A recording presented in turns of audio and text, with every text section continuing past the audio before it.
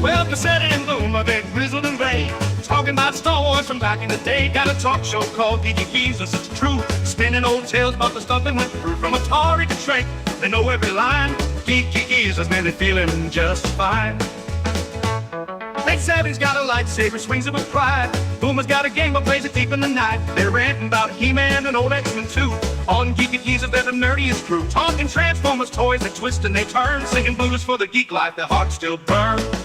Oh, Geeky Geezers, they're living the dream, talking comics and movies, they're busting the scenes. From Battlestar reruns to D&D lore, they're preaching the gospel of geek evermore. With Telly and Boomer, they'll never grow old. Geeky Geezers with hearts made of gold. They're sitting in the studio, mics turned up loud, reminiscing about Super Friends, feeling so proud. Pacelli loves Spider-Man, Boomer's for Hulk. They argue about Star Trek with passionate both. From Betamax tapes to their old D20s, Geeky Geezers where the nostalgia flows. They got fans in the chat, from the young to the old, tuning in to hear stories that never get cold. Talking Ghostbusters, Proton Packs, Toys in the Box, and Saturday mornings with cartoons that rock. Pacelli and Boomer, they're keeping it real. Geeky Geezers with that old school feel. Oh, Geeky Geezers, they're living the dream, talking comics and movies, they're busting the scenes. From Battlestar reruns to D&D lore, they're preaching the gospel of geek evermore. Pacelli and Boomer, they'll never grow old. Geeky Geezers with hearts made of gold. They're singing the blues for the games that they play, for the VHS tapes and the arcades that pray. But the spirits are young, though their hair's turning white.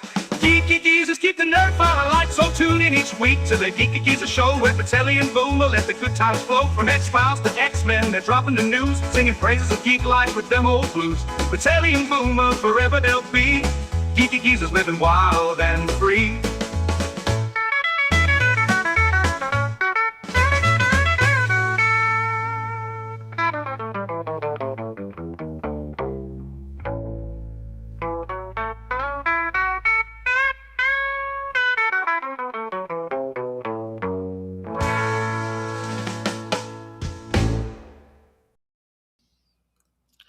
Hello, everyone. Welcome to Geeky Geezers, otherwise known as the Old Man Yells at Cloud stream. I'm kidding, of course. I'm kidding. I'm your host. Yeah. Sorry. I'm your host, Agent Boomer. This is my co-host, Papa Pacelli. And with us is the Geezette Netter of Netters Network. Welcome. Good evening. So, yes, I don't know, man. Have we become the old men yelling at the clouds? Yell at the studios, we might as well be yelling at the clouds. I don't know. I hope that if people are bothering to listen to what we have to say, hopefully we're having more impact than just yelling at clouds. Maybe people are listening and thinking a little bit.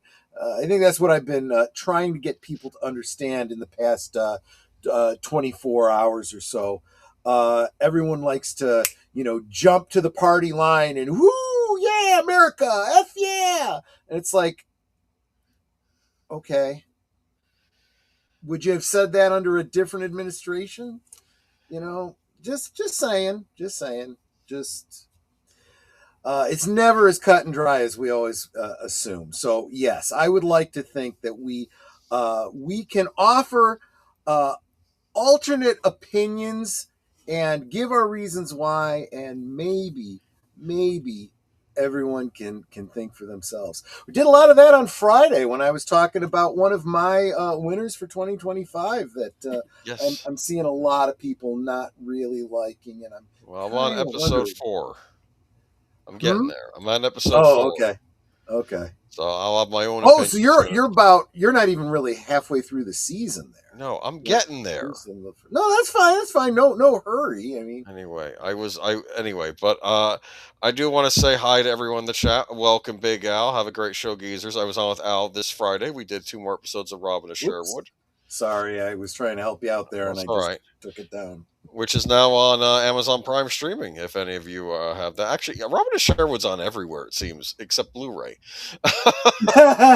Well, it had a very limited Blu-ray release back in the day, and I think at that point I had just bought the DVD set.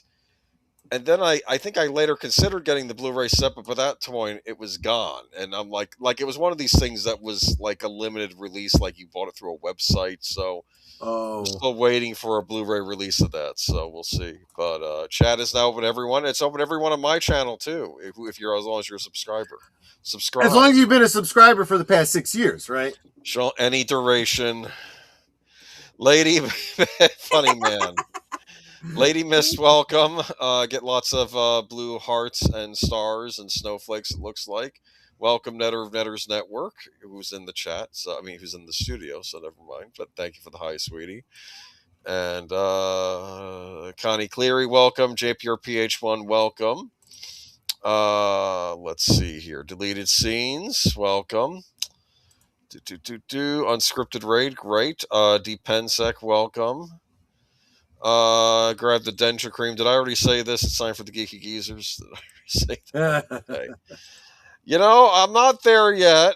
Still got my teeth. Thank you very much. Had a BLT for lunch today. I could have had biscuits. Good. I could have had biscuits and gravy. We were at Bob Evans, but I went with the BLT instead because I felt like a BLT today. Awesome. I could have had a BLT today, but I did not. BLTs are nice. I made a macaroni and cheese. You know how they do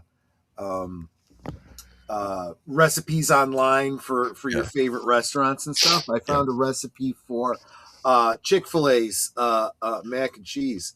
Really? Yeah, pretty darn good. Yeah, it was probably the creamiest macaroni and cheese I've ever actually made. It was good. Daniel Berry Sports Highlights, welcome.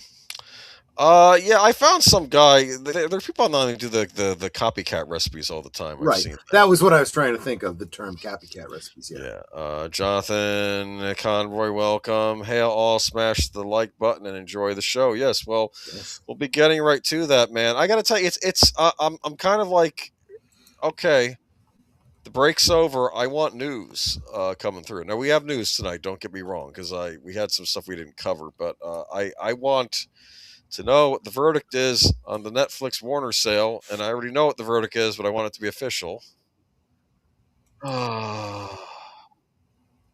Yep. It's not going to be good. They really need to be worrying out there in Hollywood land. Go ahead and bring the presentation up. Let's get to this. Let's talk about. Oh, that's right. The presentation. There we go. What are we talking about today?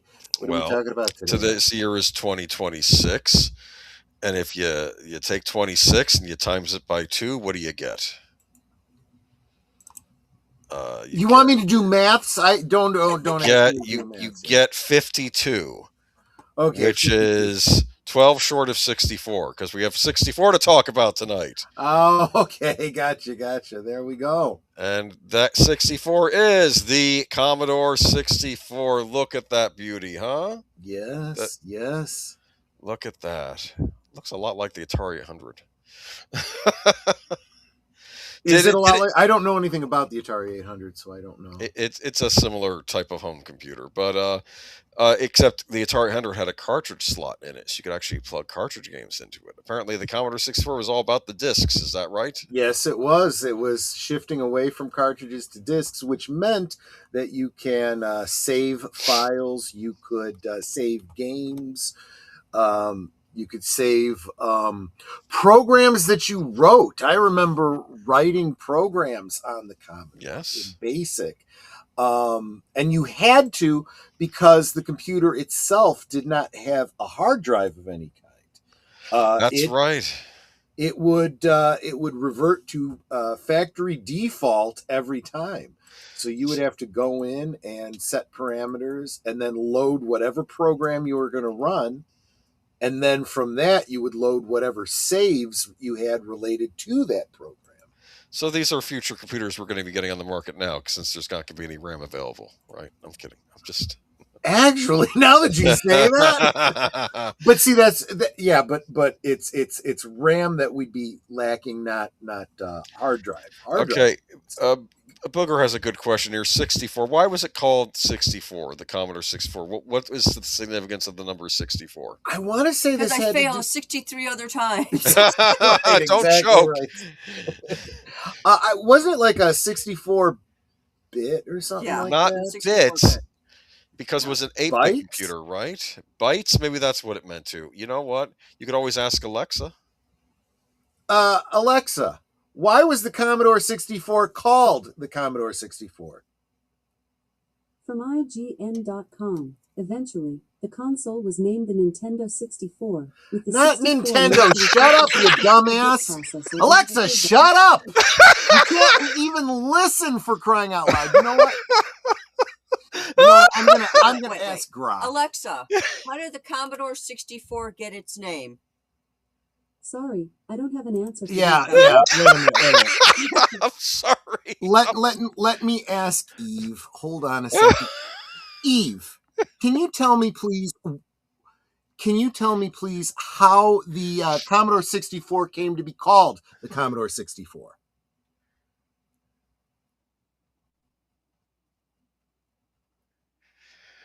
"64 kilobytes of RAM." That's Thank you. Yes. And that's what Big Al just said. Thank you, Eve. 64 kilobytes of RAM, and thank you, Eve, as well. And someone in the chat just mentioned they had one kibbles and bits and bytes and bits, kibbles and bits and bits. Oh, kibble. Okay, yes. I remember those commercials. I have a question. This monitor, could you buy it, or did people just hook it up to the TV? I was going to say, I have no idea. I mean, obviously you could buy it. There's a picture of it right there. I heard people had Commodore monitors, but that really was just a television screen. I used an old black and white TV we had around the house. Look at that. Okay, yeah, that's what we used for our Atari computer at first, yeah. Because, again, these computers, too, they could display things in black and white just as good as color, so yeah. I do have to say that, full disclosure, I didn't actually have a 64. I actually was late to the game, and I got a 128. Honestly, basically the same, just more RAM. It was 128 as opposed to 64, twice as much. But it did, okay, and here's one other peripheral I did not have. I did not have the tape deck. So, honestly, so much better to work off of disc. I would have been every time I was at somebody's house or even at school when we were using the tape decks, it was so frustrating. You'd have to fast forward and you'd have to rewind and flip it over. It's like, oh, screw this. We had a tape deck for the Atari 800 computer, which I guess was a similar idea between the one and the Commodore. And when we got the disk drive, this is so much better because the tape deck would take forever to load the game. Yes, it literally had to play the whole thing all the way through. So, of course, the disc was random access, so it would just go to the sector it needed, get the information it needed. The other great thing about the discs was they were so easy to copy.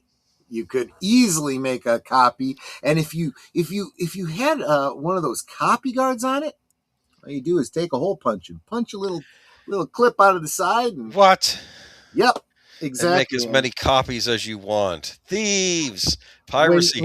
This was before the high seas. You had the Thieves Guild in town, basically. So, okay, yes. Well, there was actually two ways you could copy. Okay, if it was a particularly heavy duty program, you could copy disc to disc. And, go over to a buddy's house, play a game. Hey, can I get a copy of that? Sure. Give me a disc. Give him a disc. He'd make me a copy. Wonderful. Some games, you could recreate them by hand by typing it out in BASIC. There was a Star Wars text game that was not commercially available. It was published in a magazine. I had it, and I wrote it out by hand and then played the game. It kind of defeats the point of playing the game, though, because it's like typing in, or it's like writing a twist-a-plot book and then sitting down to play the twist-a-plot book.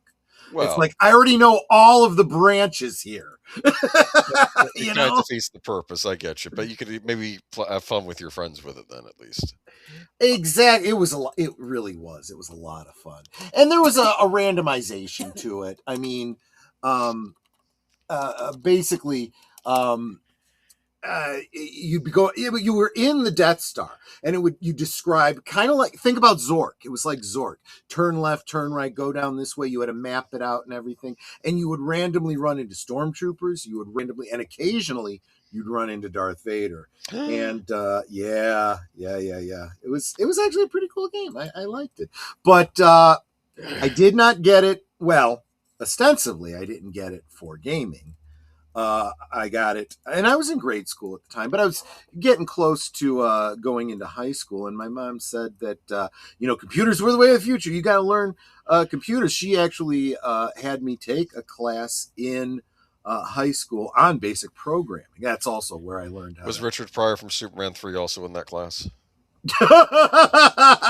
Yeah, well, that's when I saw that movie. I was one of the early... Well, I'm really getting nerd- this stuff. That was the weird thing with Richard Pryor. Like, he failed at everything else, but as soon as they sat in front of a computer, suddenly he was like a Which savant, which is actually interesting. it Yes, isn't bad storytelling yes, because yeah, absolutely possible. I mean, it is. Yes, that's but he put such a goofiness into it. Plus, they did, like so many movies in the 80s, they didn't bother paying attention to what was actually possible with computers.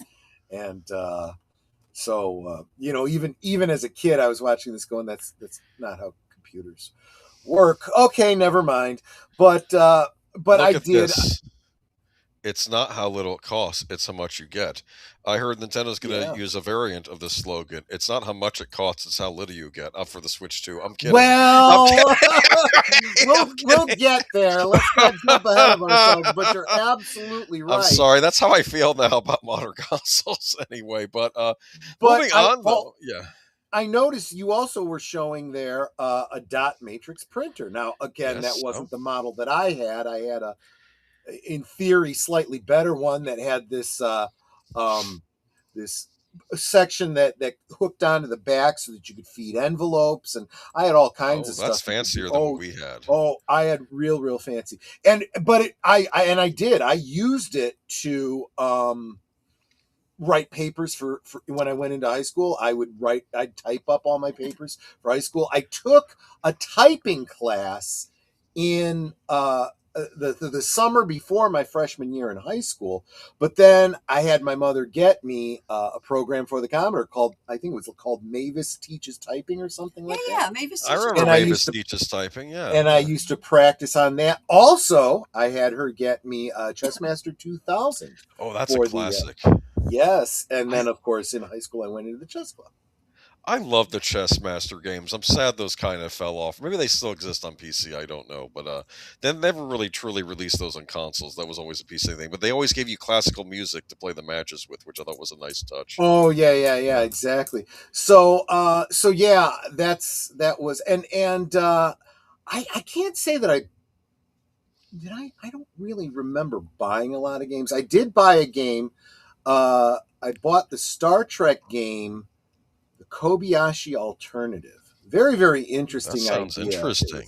It was like you were taking the Kobayashi Maru, but it was a variation from the one shown in Star Trek 2. Very interesting. Well, I would imagine too that maybe in Star Trek they had variants of the Kobayashi Maru test too. Like maybe they made newer ones. That's strongly implied by some tests that you see.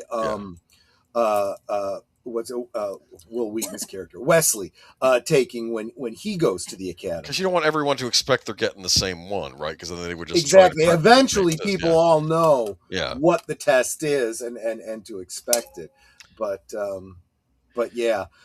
Do you like this? We promise you won't use the Commodore 64 more than 24 hours a day. That's funny. Yeah, exactly right.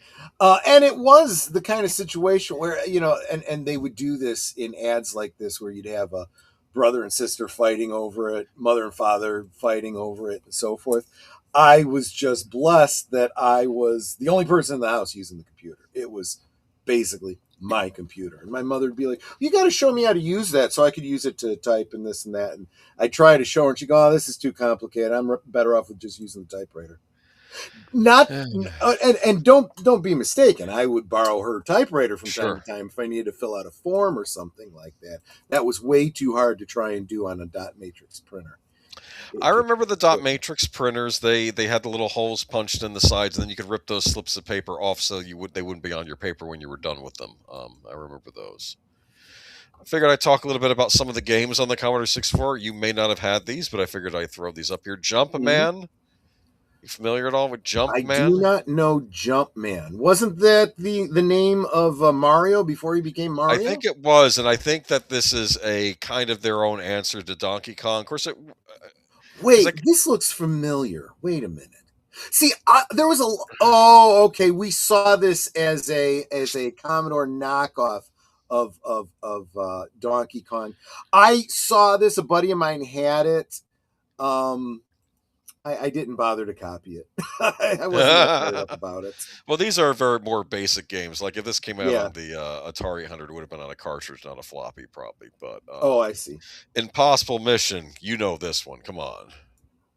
I don't think so. It had voice in it. It was like, stay a while, stay forever, or whatever, the evil guy. It's almost like a Impossible Mission you can gather from the title. This is like spy espionage type thing, right? You know, like interesting. I do not remember this. Well, we're gonna keep going through these, but you play this little character. Oh, those are pretty cool graphics. Yeah, and you'd go up the elevator, and if you fell, he would go ah. You know, it was showing off the sound capabilities of the Commodore 64. Yep. All right, let's see. I'm doing a lot of these Epix games in here. California games. Was that like a collection of different games? Yes. I seem to kind of remember that. Yeah. The big one was CluuStudio surfing. says, remember when a word processor was a whole machine? Yeah, I do. Although I had a word processor for the Commodore. In fact, the first word processor I got, you could do it in like, you know, the DOS screen, or you could use what was called WYSIWYG. What you see is what you get, and it helped it with formatting, but it required a lot more memory. See the surfing? Yeah. You could do hacky sack, because apparently hacky sack is a California game. Kids play in California, I assume. Okay, and skateboarding was another one. Yep. So, I remember I mentioned this was on the Atari Lynx, but it was on the Commodore 64 first. All right. The Last Ninja. Yep. Ringing a bell at all? Maybe. I've seen it. I didn't play it, but yeah, gotcha. I've seen it. Look at that, man. You're the Last Ninja, and you actually, some of these look better than some of the games they're doing now. The graphics do get better on this. Now, this is still what I would call, and I believe the Commodore, much like the Atari 800, these were 8-bit computers. And of course, when I think of 8-bit, I think of the old Nintendo for the the old Nintendo, the Sega Master System, that 8 bits, sophisticated for the time. But because, like I said, you see that ninja picture, you can tell that's a ninja by the graphics. Right. Let's see here though. Archon. I had Archon. Oh, I love this. So we were just talking about Chess Master. This was basically battle chess. Yes. So it wasn't enough to make a clever move. You didn't win automatically when you would take a piece. You'd have to fight for that piece. You'd have to fight the other thing on the board, and it would go into this arena, and then you'd suddenly your Pegasus might be fighting a basilisk on the other side. And light and dark, like like the right side has like mythical creatures and things that are good creatures, right? Like things like the Pegasus. On the other side, you have things like the basilisk or Medusa or something like that. It's called a game of light and dark. We had this on the Atari computer. It's probably very similar to your Commodore version, actually. In fact, I hate to say this, back in the day, sometimes you would buy a game for your Atari 800 computer, and it would give you a Commodore disc and a Atari disc. or maybe the Commodore would be on one side of the disc and the Atari version would be on the other side of the disc. So Interesting. See, yeah. I everything that I got on disc, so I didn't have the cartridges for any of these. Wasn't the last Ninja Lee Van Cleef funny? Lee Van Cleef. Those are these made for TV movies. They watched them Right. on MST3K a while back. Battle Chess on the PC. Oh, I love Battle Chess. I don't know if Battle Chess ever made it to the Commodore. A lot did though, so it wouldn't shock me if there was a version of it on there. Spy versus Spy.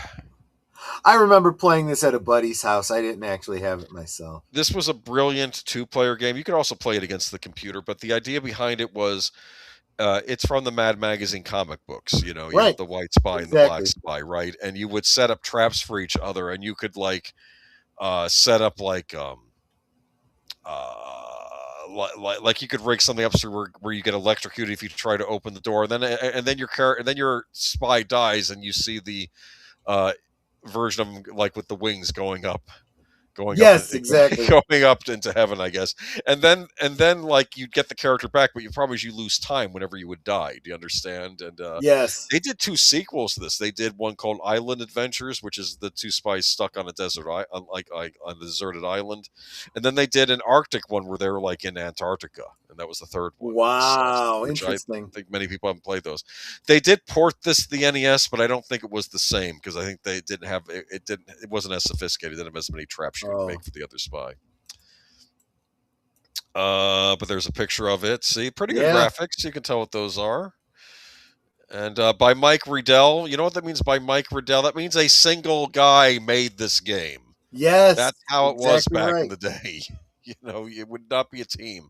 It's funny. I remember looking at my old guide for Yoshi's Island before the flood took it. And in the guide, Nintendo has made its biggest team yet for this game. And it was something like 15 people working on the game. And I'm like, oh, salad days. Because, of course, now you have 1,500 people or something working on a game.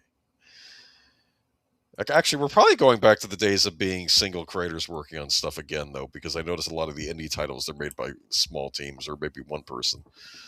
But yeah, the idea was you had to get the briefcase and get to the helicopter for the other spy. That is a pretty cool idea, and it's also with that whole very tongue-in-cheekish type of feel to it. Did you have this? Exodus Ultima 3. Look at that cover. Wow. I know. And yes, I do believe Ultima 3. I think this was my first Ultima game. This was one that a buddy of my uncle's had, and I loved it so much. I played it a lot at his house, and then I ended up getting Ultima 4 eventually. What was Ultima 4? Adept with the sorcerer on the cover, as I recall, right? No. Ultima 4 was Quest of the Avatar. That's right. And I'm thinking of a different it came with a cloth map and a couple of books that came with it. I remember that one. My uncle's buddy said, "Yeah, I'll make you a copy of this," and he made me a copy of the game, and then he had to copy all the books and the map, and the map was hard because it was literally a Xerox of a color map. Don't think these creators of these games thinking, "Oh, we're giving you some nice swag," but that's only part of it. It's also so you just go out and buy the regular game instead of making a copy. Well, that's exactly right, and I'm all for that. That's the best kind of copy guard. Make it so good that you want the original. You don't want a copy, Of course, those are the graphics, but keep in mind, this was pretty sophisticated for the time. This was a full-on role-playing game, correct? It really was. And by the way, I now have this game on Steam, Ultima 3 and Ultima 4. Cool. Yeah. Well, did one of these Ultima games come with an Ankh, as I recall? Like the Egyptian Ankh. Yeah, I don't remember which one because the Ankh was used as a symbol for the avatar in. I remember messing Ultima around 4. with it as a child. Yeah, so yeah. And then every subsequent game incorporated the Ankh as a story element. So I'm sure that one of the later games probably did have some sort of a doodah that came with the game. These character names, whoever made this up, they're being funny. One of them is named Robotron. Okay. That was another game, Robotron. All right, moving on to Zork. Love Zork. I had all 4 of the Zork games and got through none of them. These same here. These were text adventure games. Now, Yes, they we were. could almost do a whole good old days on text adventures. Basically, these did not have graphics. These were, you would read the text on the computer, and then you would type in commands to see where you would go next. Yep. So before we had the graphic adventure games, we had text adventure games, and this was Zork. And this was made by Infocom, and these were kind of neat though, because you got a lot of swag inside the boxes with them to kind of help you along with the game. Yeah, so you would and yeah, part of the text was you could type in inventory and see what you were carrying and so forth. It kept track of how much you could carry, so you might have to drop something to pick up something else.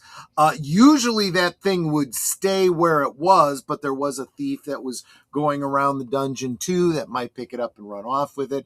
But then, you know, the thief might drop something and you could pick it up from him too. There you go. You had to pay attention while you were reading this text. I had Wishbringer. That was the one made for a younger audience. That Infocom did. So I got that because I was younger at the time. So, and I think it was set. Was it set in the Zork universe? I think it was, because I think there was what do they call the nasty creatures in this? Grue? The Grue. Yeah. Netta and I still talk about that. When we're getting ready to go to bed and I turn off the light, she goes, we're going to be eaten by a Grue. It's dark.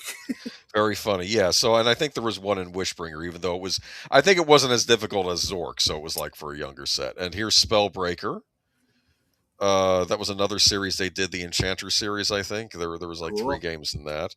And of course, we also had the Hitchhiker's Guide to the Galaxy, the video game written by Douglas Adams himself. Right. He wrote the game. All the text you read in the game, that was written by him. He adapted his own book into a game. Yeah, that was kind of neat. If you got this, you got a little "Don't Panic" button. Remember? Yep. You could put on your shirt or something.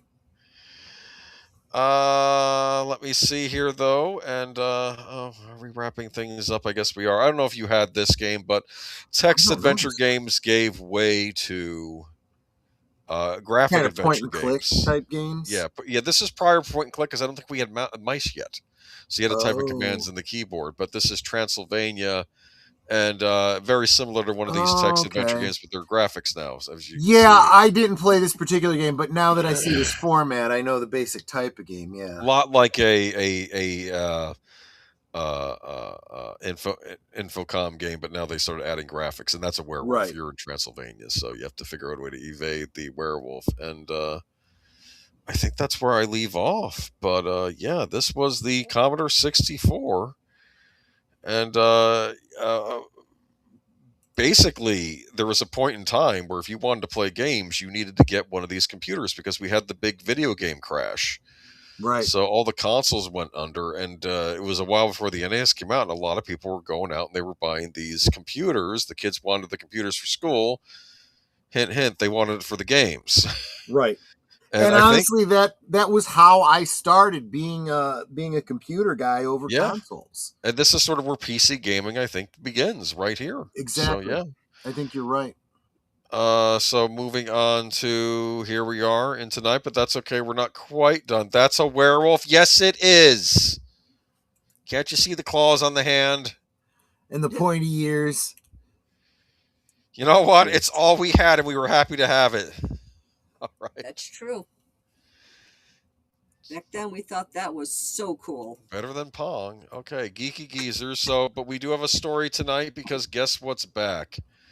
The Commodore 64. That's why we were talking about it. Yeah. This is a Wired review. I don't know if I'll read the whole thing, but I probably will because I do like this review. This thing exists. Yes. Someone has made a Commodore 64. Not like a mini console with a plug and play thing. This is an actual working Commodore 64. It's hard to This is from Wired magazine. It's hard to overstate just how seismic an impact the Commodore 64 had on home computing. Launched in 1982, the 8-bit machine, iconic in its beige plastic shell with integrated keyboard.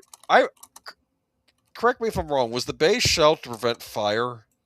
Like it was a fire retardant plastic? Is that why? In theory. Yeah. Went on to become best-selling Which personal also, computer. when it just aged over time, it got brittle and turned like a yellowish brown. Oh, this is interesting. Went on to become the best-selling personal computer of all time. Really? I guess because newer computers always had different models coming out. Despite the Yep. success, manufacturer Commodore International folded in 1994 with rights to the name floating around for years afterwards. Then retro gaming YouTuber Christian Perry Frantic Simpson got the bright idea to buy the company wholesale and recreate its most important piece of hardware. This isn't the first ever to resurrect the Commodore 64, but this particularly reborn rig might be the best attempt yet.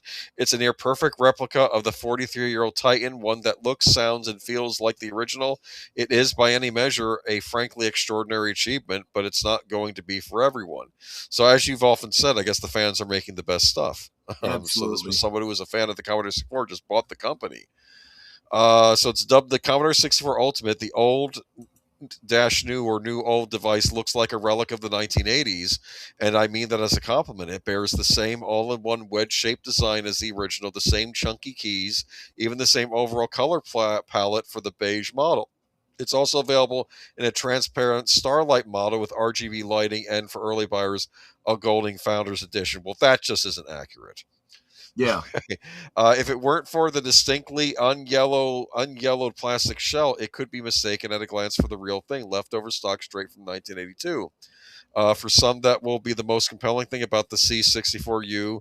It is the real thing, sort of. At its core, this is a field programmable gate array FPGA device, an approach most often seen to recreate classic game consoles, as with the recent analog 3D remake of the Nintendo 64.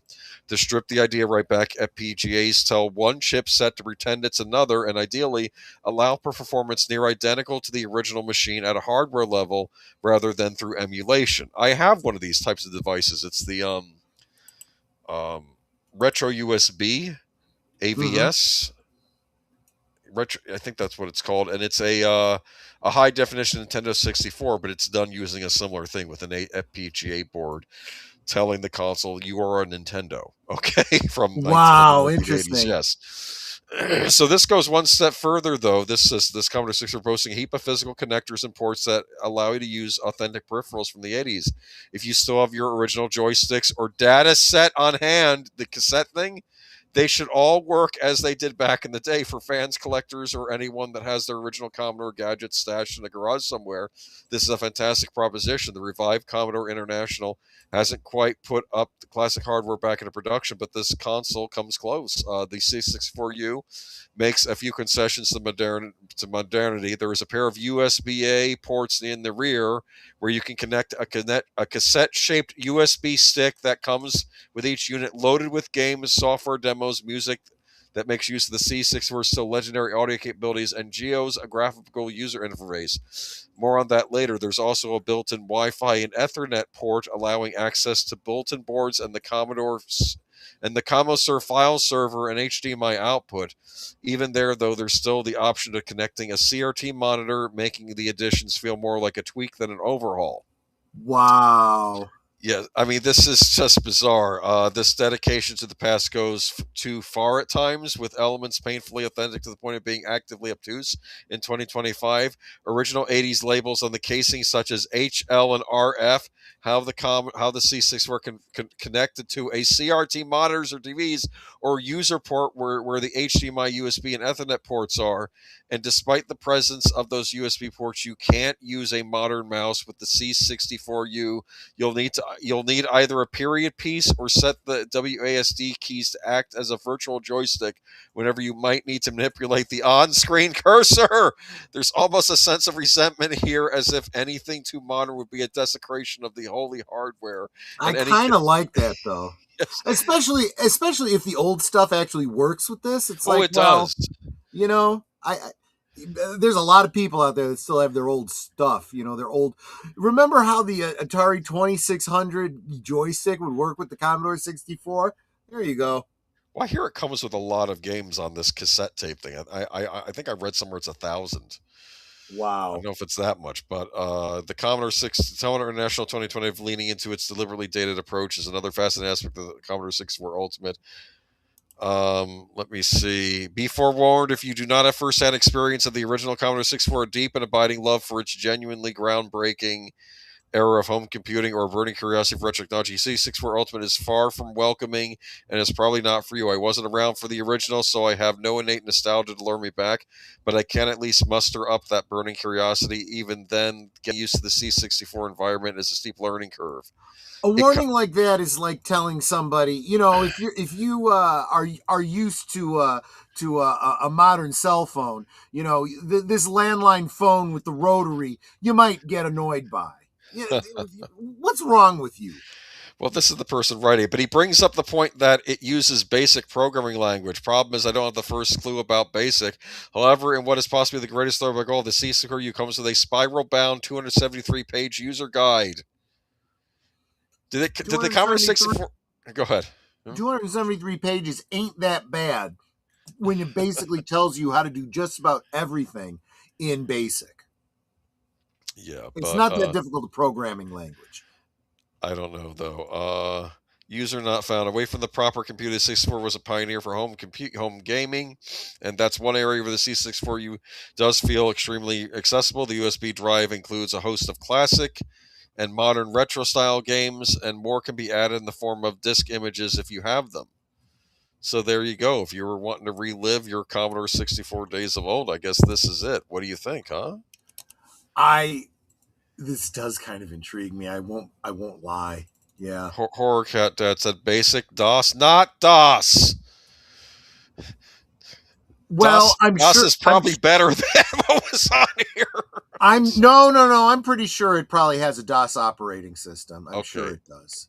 Remember Pirates of Silicon Valley, the TNT movie where Bill Gates buys, because they're selling the computers like, we don't have an operating system. They find some guy who has an operating system. They buy it. We'll buy it from you for $2,000 or something, like all rights to it. And the guy just sold it to them. It's like, you lost out on a fortune. It's like, I think this will be the way things go in the future. Retrofuturism, what happens to computers and devices, high-tech guts, but look old on the outside. Yeah, but this is not retrofuturism, because this is the old thing. This is retro. Yeah, this is retro in every sense of it. There's very little futurism to it, except maybe the USB port. They won't even let you use a modern mouse on this thing. Right. Anyway, I just thought this was funny because someone, I think, had mentioned this in the chat on one of our streams, and I'm like, what are they talking about? And I think I'd read something. I'm like, this isn't some this isn't some plug and play. This is the actual redone Commodore 64. Oh, you know what it was? It was someone at work mentioned it to me. That's right. Oh, okay. But back then, Prodigy assigned your ID, which was your email. It was, Prodigy. Remember Prodigy? Yes, I do remember Prodigy. But anyway, if you're so desiring to go back to the 80s, now I don't think this thing is super cheap, but I don't think it's quite the $5.99 that the original was. But yeah. Yeah. Okay, so moving on to modern gaming, where a RAM price increases could see next generation console releases delayed. It's funny because no kidding. I saw this and I was like, oh, shocker. It's funny, Jesse Grotto had mentioned, are we all going to go back to the PlayStation 2 where you just had to stick a memory card to save your stuff and everything was on disc? And I'm thinking, yeah, we might be headed back there. Right. I love the PlayStation 2, so I don't mind going back there. But Insider Gaming has learned that the outgoing price increases in RAM due to the rise in AI could delay the next generation of console releases. We mentioned the rumor during the Insider Gaming Weekly episode on December 19th, where we mentioned that we had heard that there are already ongoing talks at the high levels on what the RAM availability could mean for the next generation. From what we've heard, the industry as a whole is concerned about RAM availability, as they should be, and what that is going to mean for mass-producing consoles at a competitive price point. I've already heard that Nintendo's going to be jacking up the price of the Switch, too, because of this, too. Shocker. I am just shocked. You could knock me over and I could die of not surprise. Not only for the next generation, but it could also mean yet more price increases for current generation consoles will hit us in 2026. RAM modules have increased in price by several 100% in the past few months due to the demand for AI. With the pursuit of AI seemingly not going away anytime soon, RAM availability could continue to be a bottleneck, or at the very least, the RAM shortage will mean the prices will continue to hike. It leaves console producers in a very tricky spot moving forward, and while consoles have traditionally been subsidized to a certain extent in the past, it seems like RAM availability and price increases will mean that the next generation of consoles, which were already believed to be much higher in price than the previous generations, could be extortionate. I need to go off on a little rant here. The reason why wait, before you ahead. do that, I did want to bring up who was it? It was D Pensac. Where's your comment? I don't know if I can find it quickly. I'm just going to read it off my screen. Sure. David Pensac says the Commodore 64 Ultimate is pricing at $299.99 so $300. I don't know, man. You could get a good R2 droid from Home Depot these days for that much. Like an actual robot. There actually was this past year for Christmas. They had a 90% scale R2D2 animatronic that you'd put like Christmas lights on, and you could send your R2D2 to go steal a PlayStation 6 for you. There you go. Well, maybe. Yeah, there you go. Yeah, and I don't know, man. I feel, here's my rant though. What I'm going with. Back in the day, the reason why gaming consoles existed is that people couldn't afford fancy PCs. Let's not cut the short of it. If you didn't have a ton of money, you couldn't go out and buy a real fancy PC to game on. You would buy a video game console, and they were more affordable, and you could get a great gaming experience on them, which was in a lot of ways different from what you'd get on PC, but still pretty cool. That's why the split happened. But the problem is that now the consoles have basically, in a lot of respects, become like a lot like PCs, and they're now being affected by all these RAM prices. So y'all got to figure out something else to do. You got to change up. And frankly, I'm looking directly at Nintendo. Nintendo is the easiest one because they could just come out with make a new version of the Game Boy. Because I'm sorry, at 450 and climbing, no one's going to be treating a Switch 2 like a proper portable game system. Right. Come out with a cheap alternative for kids. You have a huge backlog of DS, Game Boy Classic games, Game Boy Advance games. Remake them or just port them, and I think you might find that you had a market for these. I don't think Nintendo will listen to me. And those things would take up a lot less memory, and you wouldn't be you need cheap alternatives in gaming. These can't turn into these high-end devices. I'm sorry. Anyway, what do you think? I just still shake my head every time we even talk about consoles. It's I just really why. Okay, I will explain to you why. Back in the day, one, the experience you got on consoles was very different from what you got on PC. So there was almost like a different game market, and that came about, I think, because of cost. I think, I saw my cousin Andrew's Amiga computer, but my dad was never going to buy us an Amiga. We were stuck with this horrible IBM compatible, but we got an NES, and later on we were able to afford the 16-bit systems, and it was cool. And plus, that was a big thing in Japan. Japan did more with consoles than America did. And America and Europe were more. I mean, never mind. You know what? You missed out, man. That's all I got to say. Okay.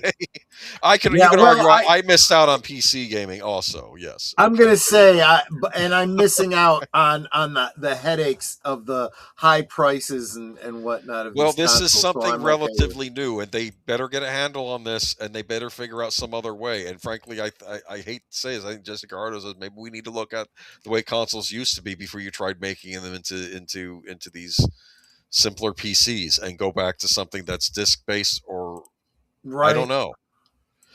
Speaking of retro, though, we're getting another Nintendo 64. Not by Nintendo. Interesting. Mod Retro, they already mentioned Analog had done a high definition, and Nintendo 64. Mod Retro is also making this. Following up Game Boy inspired chromatics released last year, Mod Retro has finally officially revealed the design for its Nintendo 64 remake console, similar to the recently released Analog 3D. The M64 plays classic N64 cartridges in 4K through FPGA, just like that Commodore I had mentioned. Mhm. It's important to note that Mod Retro was founded by Palmer Luckey, a controversial tech industry figure that founded Oculus, and that's also behind defensive contractor and G-Real. So what was he in his spare time? Was he making stuff to blow things up overseas? I don't know. Lucky has been teasing details on the M64 on the X for several months now.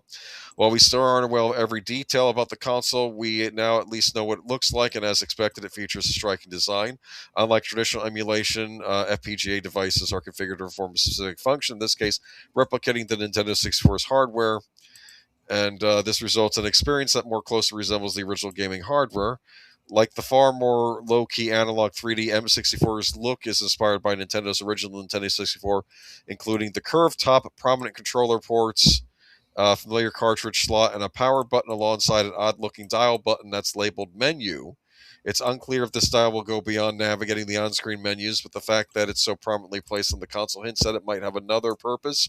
The back of the M64 features an HDMI port, 3 USB-C ports, and a micro SD card slot. Please let me be able to do save states on my N64 games. I'm interested in this. There are 3 designs. There's also a purple design. I'm leaning toward the purple, actually. Okay. Because Nintendo back in those days made a lot of stuff in the purple design, so I might pick that up. I have a full Nintendo 64 library, which I've not touched for years. They're in these gaming drawers, and I'm thinking maybe since I can't really afford to get a Switch 2 right now, maybe I'll just pretend like I'm living in the 90s and I'll play my Legend of Zelda Ocarina of Time and Super Mario 64. That might be the way to go. Yeah, and I already own the games. And my only question is about some of these games is the whole battery thing, like with the cards. But if you could just do that through the console itself, that'll solve that problem. So, I don't know. This looks kind of cool. We still have yet to get a high definition original PlayStation or PlayStation 2 or GameCube, but I'm glad we're kind of steadily moving forward. I argued that I had a PlayStation 2 with a large library and a GameCube with a large library, and I argued those were my favorite game consoles, and they had these huge, and they would have kept me busy for years. But the trouble was they were not high definition game consoles, and I had to move over to the high definition TVs, and they weren't really optimized for those. So I'm waiting patiently to see if somebody makes high definition versions of those, but I don't know. It's neat. By the way, this company also makes a Game Boy, which plays the old Game Boy games, but they also make original games for this Game Boy. Like they have like their own Tetris cartridge they make. They have Centipede and Asteroids. They have newer versions of those made for the Game Boy Color, which you could play either on an old Game Boy or on the Game Boy Chromatic that they made. So we make it original titles for this thing too. So it's neat. That's all. It's neat. It's what's old is new again. All right. And it also has 64 in the title, like the Commodore. Now we get depressing news. Okay. Yeah. Like I said. All right. Disney fined millions for alleged child privacy violations. The Justice Department announced on Tuesday that it has resolved a case against Disney Worldwide Services Incorporated and Disney Entertainment Operations Limited, or LLC, if that's what that means. A federal court has ordered Disney to pay $10 million in civil penalties to resolve Federal Trade Commission allegations that Disney violated the Children's Online Privacy Protection Act. After an investigation by the Federal Trade Commission, it was alleged that Disney's YouTube channel was knowingly collecting user information from children under 13. The YouTube algorithm tracks what videos users watch and shows ads based on activity, depending on the video's classification. However, by law, clear parental consent is required before any data is gathered or used for targeted advertising at children. Yeah, this is correct. YouTube enforces this too, don't they? So exactly. So Disney really is violating even the rules YouTube set up. A complaint was filed in the U.S. District Court for the Central District of California, alleging that Disney had failed to label kid-directed videos on the platform in direct violation of COPPA. The Justice Department notes that Disney's YouTube content generates billions of views. This means that improperly classified kid-directed content can generate substantial advertising revenue. The federal government becomes involved when revenue is generated from marketing the children without parental involvement or consent. COPPA was established in 1998 and went into effect in 2000. Framed as a measure for consumer protection, it regulates data collection in regards to children. Since websites are able to track user preferences and locations without an email or knowingly shared information, COPPA is designed to limit what information is gathered and allow parents to review or delete their children's information. The law covers online content like games, streaming platforms like YouTube, and apps. By failing to identify videos directed at children, the Department of Justice claims Disney was able to build ad profiles on them. YouTube specifically created the Made for Kids category to comply with COPPA. When an account uploads a video, it asks if the video is for children. Alternatively, the entire channel is going to be classified as for kids. The user is responsible for classifying the video or channel, and if it's a kid's, YouTube turns off targeted advertising and limits data collection. The Department of Justice alleges that Disney failed to take those measures. In a press release, Assistant Attorney General Brett A. Shumat of the Justice Department Civil Division said the Justice Department is firmly devoted to ensuring parents have a say in how their children's information is collected and used. He added the department will take swift action to root out any unlawful infringement on parents' rights to protect their children's privacy. Violations of COPPA can result in significant civil penalties and long-time compliance obligations. And I'm almost done here. In addition to the $10 million fine, the court order requires Disney to create a program ensuring that it won't violate COPPA on YouTube in the future. The statement also notes that Disney is barred from operating on YouTube in a manner that violates COPPA. Essentially, it will be under increased scrutiny. By settling, Disney is not legally admitting any wrongdoing. However, it's clear that children's privacy will remain a priority for the federal government. Ultimately, Disney will serve as a cautionary tale for all content creators working in children's entertainment. As the digital ecosystem evolves, the fact remains that even major companies are not immune from enforcement. Well, and not only that, yeah, they think they can get away with it. And it's like, yeah, you know, every now and again, they actually have to enforce the rules, you know, on everybody. Because let's face it, the little guys are getting hit with this kind of stuff left and right, making it almost impossible to do. Shouldn't Disney have known better? Oh, they don't care. They don't care. They do whatever they can to get away with. Remember, I told you about these guys, you know, using fan-made stuff as if it's their own because they know that you know, this is their IP and they can't be sued. It doesn't make it right. Yeah, because they steal someone else's thing, and then, but since it's their property, their intellectual property, they can do what they want. Yeah, right. I don't know. I found this article kind of disturbing myself though, because I leave the kids alone, and it just shows how you, as a parent, you can't really trust Disney. It's no, you really can't. And this is the next article. It didn't have pictures to go with. So I just threw up the Magic Kingdom. I see some kind of explosion going on. What is that? Oh, fireworks. Probably back when they were doing their fireworks. Although, given the way things are falling apart there, it could just be blowing up or on fire. Disney agrees to $10 million civil penalty and adjustment. Okay, this is a follow-up, but yeah. Not the follow-up, just to say, yeah, they're not admitting any fault, but why would they agree to a payout if they hadn't done anything wrong? You know, just saying. Just saying. Yeah. So, I don't know.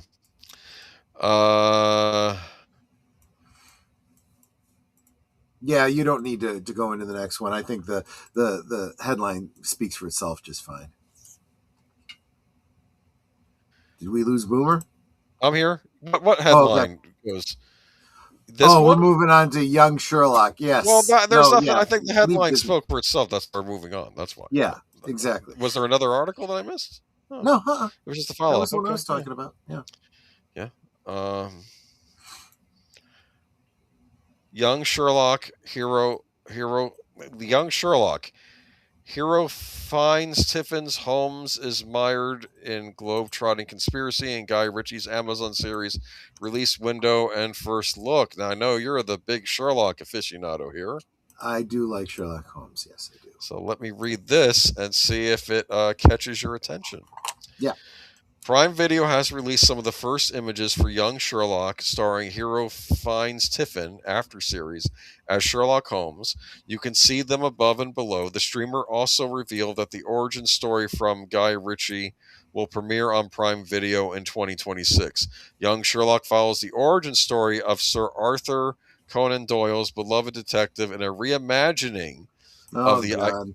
of the iconic character's early days.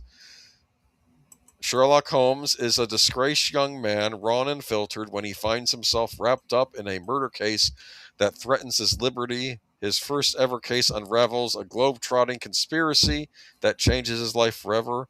Unfolding in 1870s Oxford and adventuring abroad, the series will expose the early antics of the anarchic adolescent who is yet to evolve into Baker Street's most renowned resident. Wait a minute.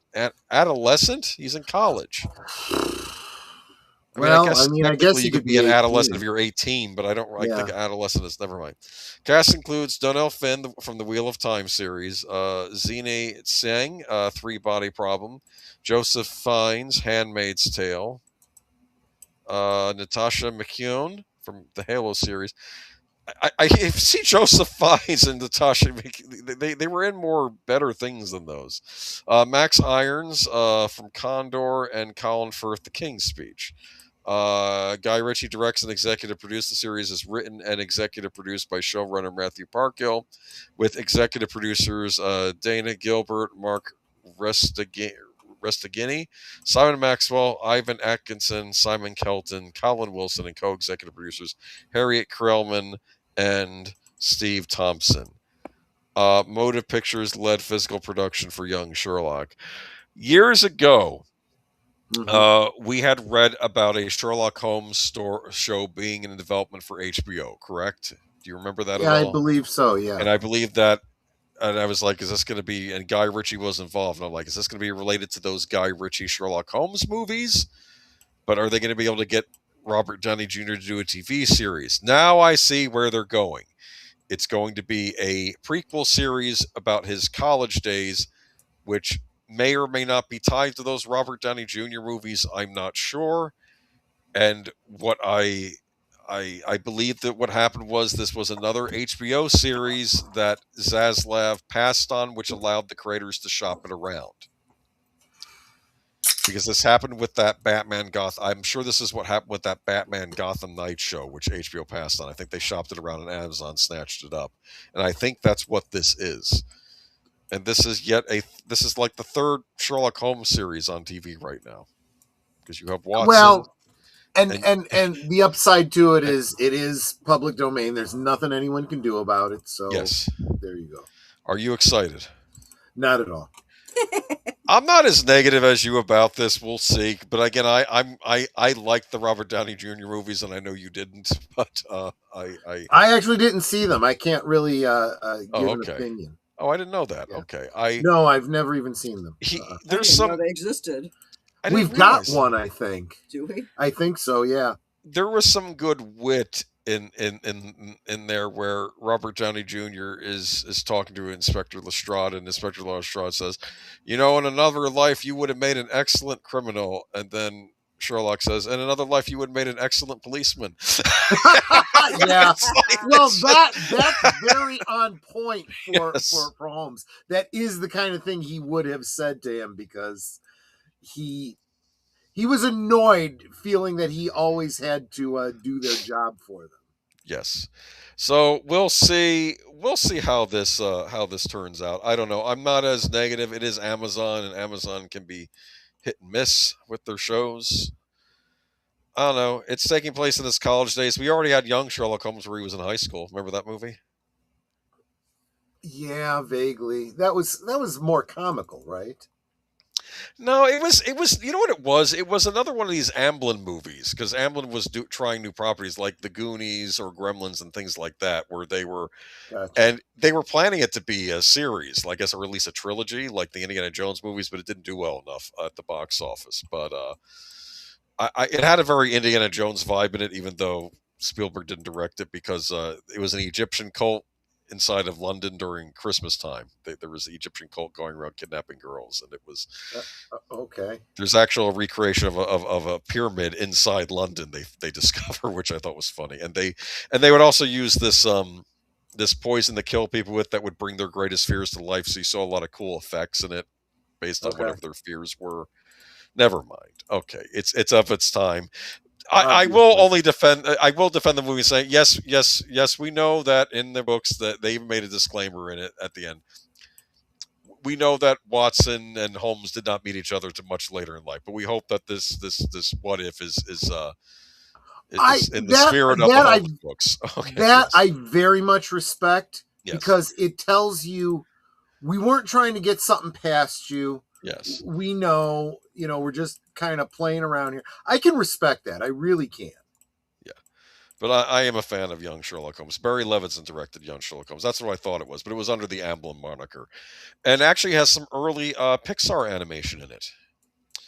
There's a scene where, like the vicar or the caretaker of the church, he sees a stained glass image of a knight jump down and attacks him. And this was early CG effects, and it was like a living stained glass statue attacking him. Of course, it's all in his head. But yeah. But anyway, moving on to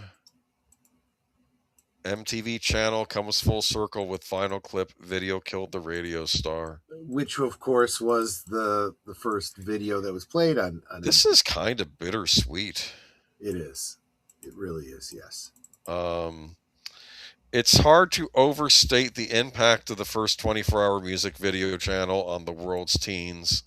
But after 4 decades in the advent of Instagram's direct fan connections, the endless variety clips on YouTube, and now the Pandora's box of AI video, the world's flagship movie channel has arguably become a victim of its own success. As such, MTV today stopped showing a 24-hour feed of music videos in the United Kingdom.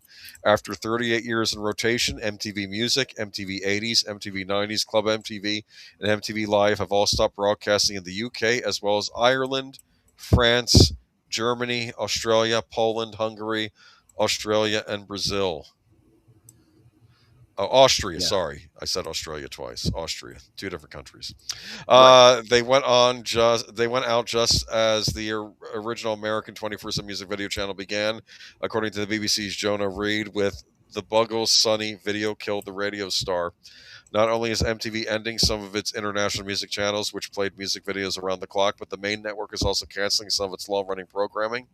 Although it was a long ago when the MTV flagship played actual music videos in the U.S., its programming in recent years has been reruns of the clip show Ridiculousness.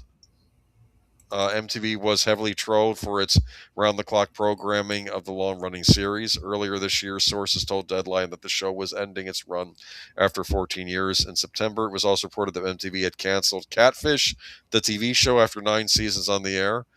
All these changes are taking place amid its parent company reducing its workforce nearly 3 months after the close of the $8.4 billion merger of Paramount and Skydance. Oh, so that's because of the merger. Okay. I mean, the trouble is, it's a cable news staple, right? A cable channel staple, and cable's going out. Yep, it sure is. I feel bad, and I wish they could figure out a way to keep it alive, maybe on streaming, which would have to be Paramount Plus. But I don't know, man. This is just it's kind of sad, actually. This is kind of bittersweet. I don't know. I mean, we almost did a good old days on MTV tonight, right? Did you have any favorite MTV memories?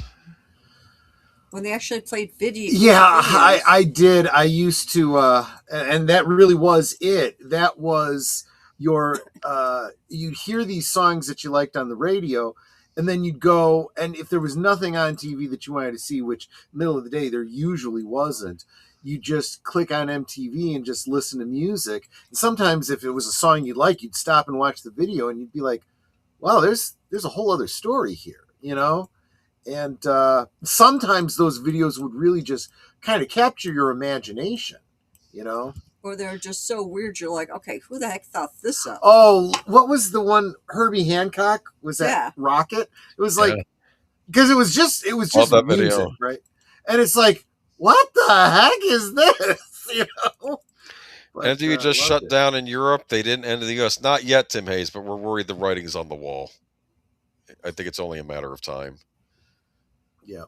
Because, but it's, I remember being a kid and seeing Michael Jackson's Thriller on in broad daytime, and I'm seeing these zombies Yep. with the blood coming out of their mouth, and I'm freaking out because I'm like, what Yep. is this? It's scaring Yeah. me, you know? It's like, but yeah, no, I'll miss MTV. I mean, I was more of a '90s teen when I was watching MTV, and I know that's when they had fewer videos on. They did do stuff that was still music related though, like they did MTV Unplugged, where they get a band to basically do live in front of an audience, which I thought was cool. Right. They did Yo MTV Raps. They did, I think, Headbangers Ball was that another one they did. Oh yeah, I they remember. they did different music things, would have their own shows, and but yeah, I think. I don't know. I think it was the same problem that the Weather Channel had, where people tuned into the Weather Channel for 30 seconds, and they might turn to MTV for a few minutes, but then they turn it off. And I think they were trying to figure out a way to keep people stuck on the channel. But yeah, that's true, because you almost had to think of MTV other than, you know, certain shows where they'd have countdowns or whatever. It was very much more. Like I said, I'm not watching anything else. I'd like to listen to some music. I'm going to put on MTV, you know. MTV in the US stopped playing music videos many years ago. You had to get MTV2. I remember MTV2. That's right. Yeah. Well, if you want music videos, get MTV2. Was that extra money too? We're just not going to give it to you. You know, there were so many different packages for cable. I honestly couldn't tell you. I do not remember. They haven't helped themselves by pushing a lot of activist crap. Well, no, they haven't. That's for darn sure. And don't forget about Beavis and Butthead. I will never forget about Beavis and Butthead. Did you know I got for Christmas? I got a Beavis and Butthead box. You know, like they make theme boxes with different paraphernalia in them. Used to get them by mail and things like that. I forget what they were called. Oh yeah. Like the Geek box or whatever they used to call those things you got in the mail. Well, my sister got me a Beavis and Butthead one, and it came with a little stuffed figure of Beavis as the Great Cornfolio. I got a pin of Butthead dressed like David Letterman, like he was in that one episode where they had him dressed as Letterman, because I don't know. It had a lot of cool little things in there. Like I had a lanyard saying "You're a dumbass," and I'm tempted to put my my employee badge on that on that lanyard and just say "You're a dumbass" on it, and see if I get yelled at. But anyway, that is funny. No, Beavis and Butthead. Liquid Television was a big fan of that. Eon Flux when that was on. I missed their cartoons. They used to make these really edgy cartoons. It's sort of what I was into before anime became really a thing over here. Like I think they did Image Comics, the Max, MAX. They did an animated series based on that I thought was very well done back in the day. But unfortunately, I don't know, man. It's the times change, and the 80s and 90s are long past. That's why we try to preserve it here in the spirit of the 80s and 90s. That's exactly right. That's exactly right. I can still play my Nintendo 64 games, you know. And hope for better days ahead. But anything left to say about MTV? I guess we'll keep an eye on it, see what happens over here. Harry Potter and Star Wars actor earns hold on, I lost my spot here. Earns OBE and New Year's honors list. Warwick Davis, obviously, that's who they're talking about. Very, very deserving of. Well, I actually don't even know much about this award, but he deserves just about any accolade he's presented with. I've been a big fan of Warwick Davis for a while. Yep. And since Peter Dinklage doesn't want him to ever work again, you know, I think he should get all the awards. Yeah, veteran actor Warwick Davis, known for his iconic roles in Star Wars and Harry Potter franchises, has been appointed as an officer of the Order of the British Empire. Oh, there you go. I like that. Oh, the award for you've decided to become rich and continue paying your taxes in the UK. Let's give you an award. Okay, fair enough. Okay. That's really what it comes down to. Well, anyway, he deserves an award regardless. Okay. Anyway, I agree. The 55-year-old was recognized for his extensive services at drama and charity. The latest accolade follows his receipt of BAFTA's highest honor, the BAFTA Fellowship, in February, where he was celebrated for his performing and advocacy work.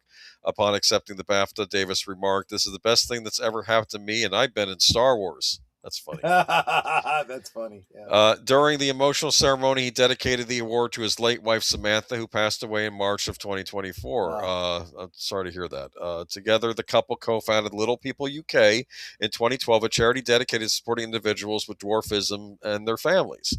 Reflecting on his loss, Davis shared that life had been pretty tough since her death, adding that she was always so supportive of my career, encouraging me to grab every opportunity with both hands. Davis, who was born with, I get this right, I can't read that. No. It's a type of dwarfism, and I don't remember. It's a long word, but anyway, he began his illustrious career at just 11, starring as Wicket the Ewok in Star Wars Episode 6: Return of the Jedi. We remember that. Yep. His diverse filmography includes roles in Labyrinth alongside David Bowie. Was he Hoggle? I don't remember. He might have been. That makes sense. I didn't even think that he was Hoggle, but that makes sense now. The titular hero, Ron Howard's fantasy adventure, Willow, I remember that, and appearances in BBC's Narnia's adaptations. He is also featured in Jack the Giant Slayer, the Leprechaun series. Oh, yes, that's right. We almost did Leprechaun for good old days, but I figured we'll wait on. Oh, thank you so much, Ruby Hoof. Ruby Hoof just gifted a membership to Pop Culture Mechanic. Thank you so much, Ruby Hoof. I like that title, Pop Culture Mechanic. Yeah, me too. Thank you, Ruby Hoof. I got so excited, I just spilled my drink. Was it? Oh no! What was it? Was it beer? No, it was a diet. You know I'm not a beer I know. I'm just messing with you. But yeah, I spilled my Dr. Pepper. But thank you so much, Ruby. I super appreciate it. If you need to clean up, I can take over for a bit. Okay. No, I'm good. Thank you. The Leprechaun series, and collaborated with Ricky Gervais on extras and the BBC mockumentary Life's Too Short. Oh, have you ever seen Extras? Ricky Gervais's Extras? I have not. No. It's so bad. I remember that. It's Ricky Gervais plays a guy who is an extra on movie sets. You understand? That's how he makes a living. Sure. And he ends up in all these different movies. And I remember the one with Warwick Davis was this set. Where I think who played Emma Peel again on the Avengers show? Oh, what's her name? I'm drawing a blank. And why does this happen to me? Alexa, who played Emma Peel in the Avengers? Emma Peel was played by Uma Thurman in the Avengers. No, I can't believe this nonsense. Alexa, shut up. You're useless. You are absolutely friggin' useless. What is Diana Rigg? Okay. Diana Rigg, of course. Anyway, yes, and Diana Rigg is in there. I guess she's like some white witch, because it looks like a Narnia thing. And then they have Daniel Radcliffe from Harry Potter movies dressed as like some kind of Boy Scout, and it's like in this winter. And I take it this is some children's fantasy novel I've never heard of. And Daniel Radcliffe is the way they portrayed him on the show, like he's a bit of a horn dog, and he's trying to come on the Diana Rigg thing. And do you think she goes for younger guys? Like he keeps talking to Ricky Gervais about that. There was another one where he was on set in a movie with Patrick Stewart, right? Okay. And I think Ricky Gervais said, "Oh, I'd like to collaborate with you again." Okay, and he says, "Okay, yeah, well, we'll make it so." And Ricky Gervais didn't get the reference, like "make it so." He's like, "You never watched Star Trek: The Next Generation?" No. And he's like going, and like he was going in all these things about how you're exactly the demographic that would have watched it, and you've never seen it. Like, like single man, of a certain age or something. Anyway, what happened? And, I heard it. ussarn G gave you a farty fox, I believe that is, Netter. I will tell you. Why do you say farty fox? It's not a farty fox. Oh, because the fox, if you look on YouTube, it usually has little hearts coming out of what looks like it's coming out of his butt. Yeah, Oh, I he's see. dancing around, kicking his butt from side to side, and each time he puts his butt out, hearts come up. Yeah, so we call Like it the farty farts. fox. And honestly, I'm sure that's what was intended, so. Well, that's what Lady Miss started calling it, and we just went Yeah. with it because we thought it was cute. But this particular one is just a grinning fox. Oh, okay. It's not a farty fox. But Okay. thank you, Sanji. I appreciate that. Yes. Oh, the horror guy says Stuart was also a horn dog in that episode too, Boomer. Oh, that's interesting. I need to rewatch that whole show. But one of the things I do like about Patrick Stewart is he tends to not, as many British actors are, they'll poke fun at themselves. Yes. Yeah, they don't take themselves so seriously that they can't laugh at themselves, Because like Kate Winslet was on it too. Like they're all playing worse versions of themselves, but as Sure. themselves on the show. Right. Do you understand? Like Kate Winslet was, I think she was like playing a nun in like some thing where she's like protecting Jews from a certain German group. You know what I mean? And it was Right. this like some serious like Oscar bait type movie, and like she's being Sure. very inappropriate when the when the cuts are going on. But yeah. Good on Warwick Davis. Always a big fan. Big fan of those Leprechaun movies, huh? Yeah, I haven't seen all of them, but the ones that I did, and some of them get kind of humorous, again, Yes. not taking the genre that seriously. I find them absolutely terrifying. Of course you do. Course. No, there was one that I think I don't know if it's in the second or third one. It might be the third one where he goes to Vegas, right? Okay.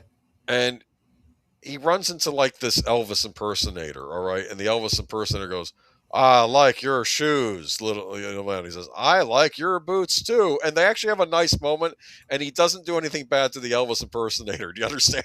They have a nice little moment there.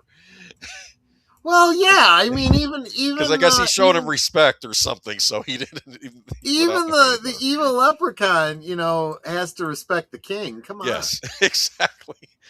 And then they did Leprechaun in Space, and then Leprechaun in the Hood, which I think yes, they did. There were two Leprechaun in the Hood movies, as I recall. So, Wow. Good on Warwick Davis for being in those movies. I'm telling you, man, the Leprechaun, those are some classics.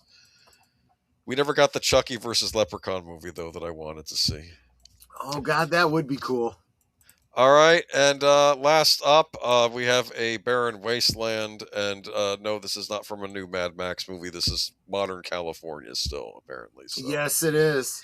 I figured I'd do this. We're about a year out from the wildfires, correct? Yeah. We have such great leadership in the wonderful state of California, and because of the way that they have arranged things, you can't get permits to build, even when your house burns down or your business. Apparently, Adam Carolla's been doing videos about it. Nope, still still wasteland. Like he's shooting all these locations that still have not been fixed since the thing. 1 year after the wildfires, 13% of damaged homes have a rebuilding permit.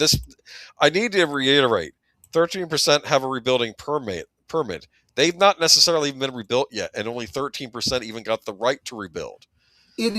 There are so many ridiculous restrictions and regulations because it's all about, ostensibly it's all about, environmental impact and nature and all this BS, when really what it is it's graft and pay people to do stuff.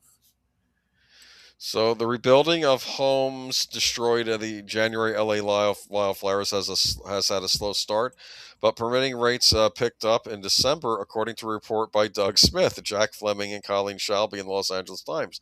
Around 12 to 13% of homes in Altadena and the Pacific Palisades have received rebuild permits, a rate roughly half that of Santa Rosa, another community significantly impacted by fire in recent years. Fire victims face significant obstacles: understaffing at city agencies, supply chain delays, insurance gaps, and a strained labor market slowing construction timelines.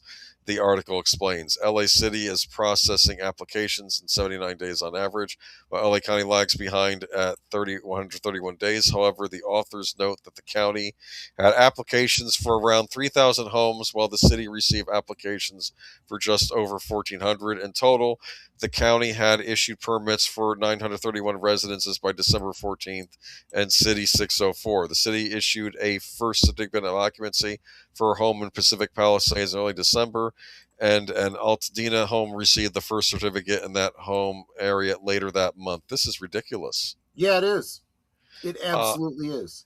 And I'm assuming these are the ones that got the insurance money or at least can afford to rebuild out there too. Because I got to tell you, when you don't have a house, you're right.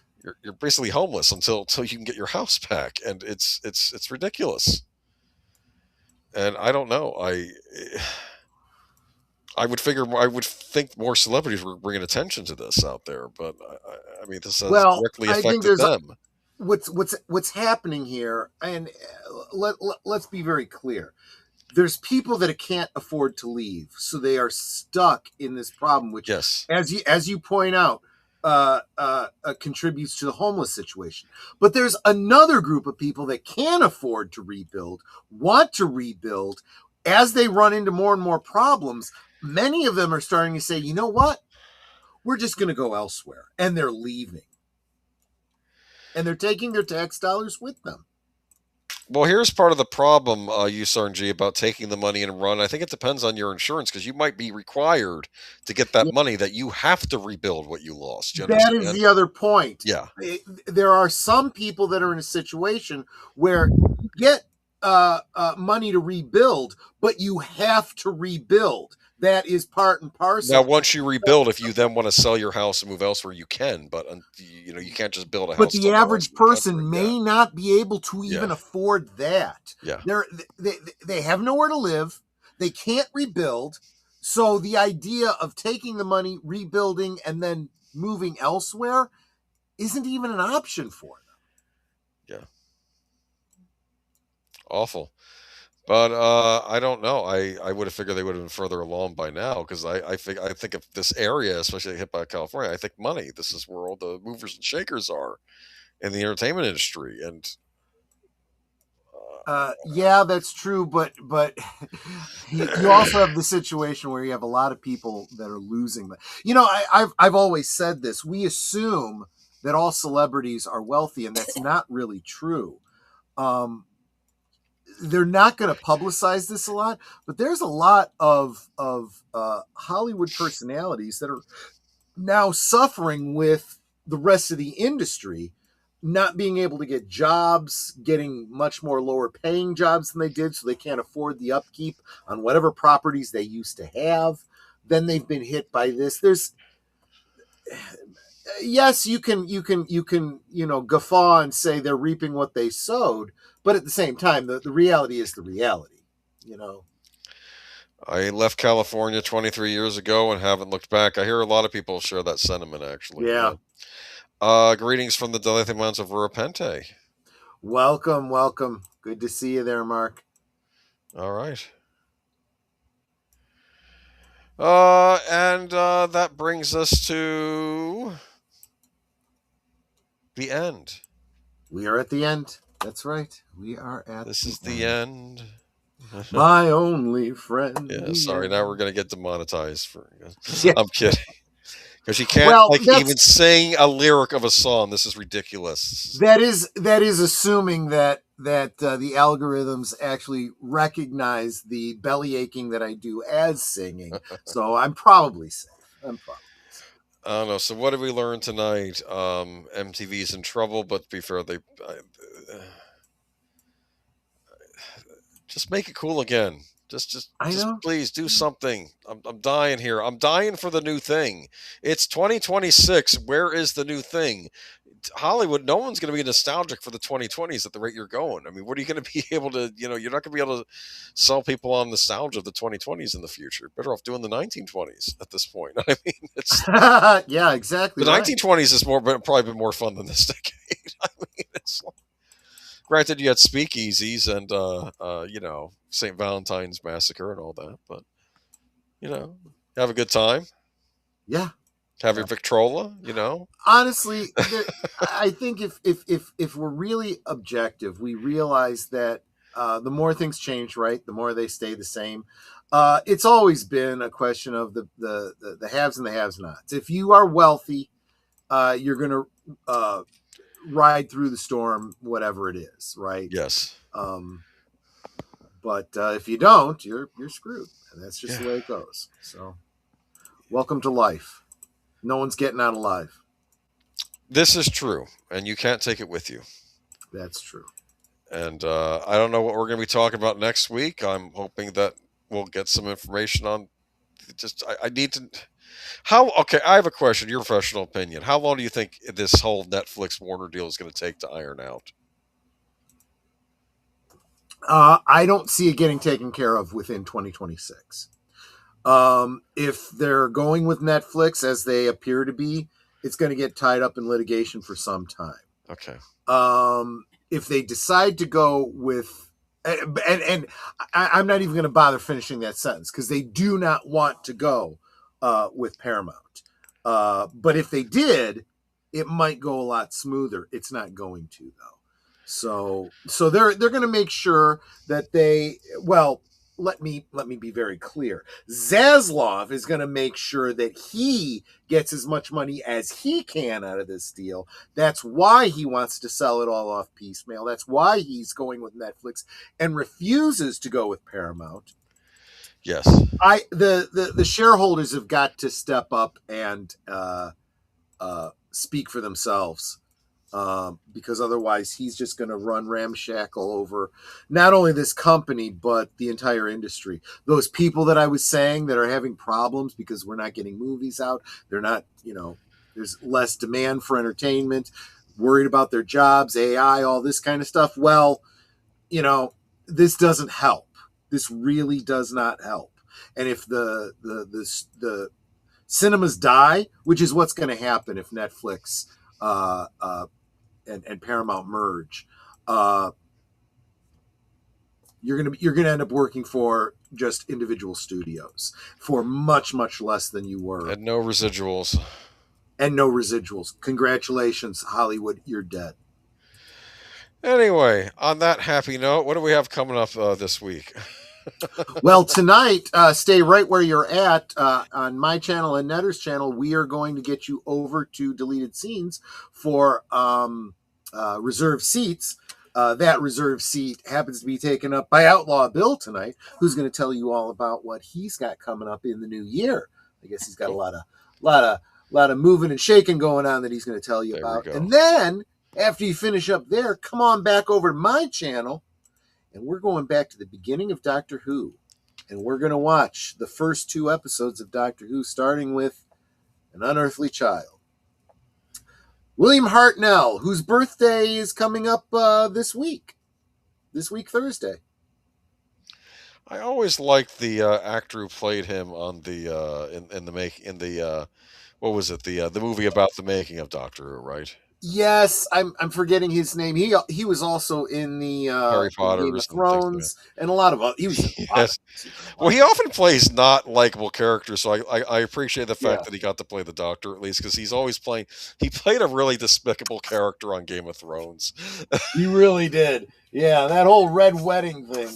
If you know, you know. Oh, I was having fun with people when that happened. It's like, hey, did he do a little dance? Like I was pretending to be on the side of the. David Bradley, that's his name. I had to be on the side of the Lannisters because it's well, because they were the worst, I guess, weren't they? But absolutely. I always loved the Game of Thrones villain quiz I took once, though. I did one of those. Why? Who did you end up being? The Night King. That's who I won. Oh, the big bad beyond the wall, the undead king thing that's going to come and ruin everything. And when I did another quiz, which I guess was like the regular characters, I got Daenerys as the one who I was, which I thought was interesting. Oh, okay. Yeah. Interesting. Yeah, but if I was Daenerys, I'd spend all day looking in the mirror. Never mind. Yeah, right. Moving on. So yeah, tonight could be the premiere of the Doctor Who as well. So that'll be interesting, and you'll get to hear that iconic music for the first time. Yes, exactly right. The Exactly BBC right. radiophonic workshop, I believe it was called, right? Yes, I think you're Yes. right. I think that was it. Yes. And then tomorrow, what's going on?